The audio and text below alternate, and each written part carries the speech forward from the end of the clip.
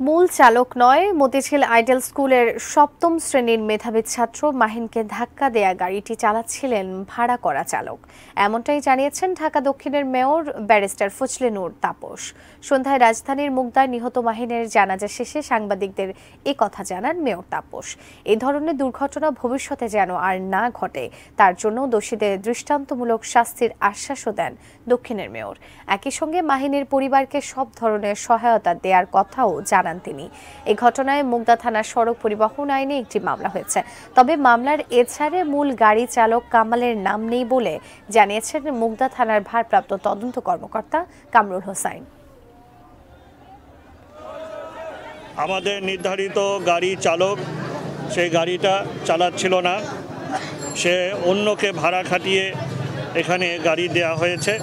এরকম কার্যক্রমে যারা লিপ্ত সকলের বিরুদ্ধে কঠোর ব্যবস্থা ঢাকা দক্ষিণ সিটি কর্পোরেশন নিবে। 105 ধারায় মামলা নিয়েছি। ড্রাইভার হাফ কিলোমিটার দূরে নেমে গিয়ে ওর কাছে গাড়িটা দিয়ে সে চলে গেছে। ড্রাইভারের নাম হলো কামাল, আর এটা রুবেল, উনি গাড়ি পরিচালনা করছে। ওনাকে হাতে নাতে ধরা হয়েছে, তদন্ত করে দেখব। পরবর্তী চার্জশিটে তার নাম আসলে অবশ্যই চার্জশিটে তার আসবে।